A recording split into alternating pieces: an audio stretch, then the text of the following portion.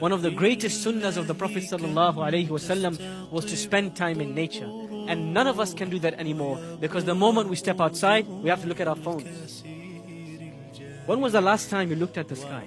When was the last time you looked at a fly, a bee, a snowflake, a flower petal as it opened? When was the last time you stood and you stared at the beauty of a baby as it exited its mother's womb, at the innocence in its eyes, at the tear that escapes its lips, at the beauty of the baby as it suckles its mother and it naturally finds milk somehow, somewhere?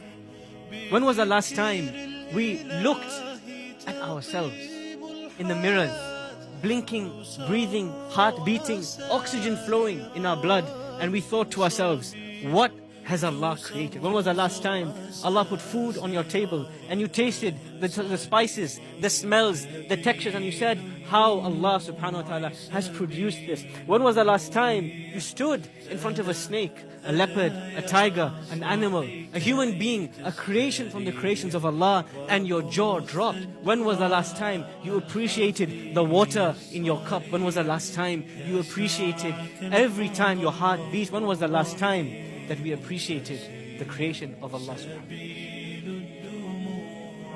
ta'ala? We are distracted. We don't care anymore.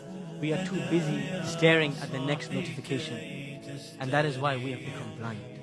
And Allah subhanahu wa ta'ala says, your eyes are not blind. You go to Specsavers or the doctors, the optometrists, he will say you can see fine, but your heart has become blind. The heart's in the chest. You look at so many blessings of Allah on a day-to-day basis and you feel nothing. We are blind. We are blinded by our pleasures, by our hungers, by our wants, by our phones, by our distractions that we don't see. We look at the world and we see nothing.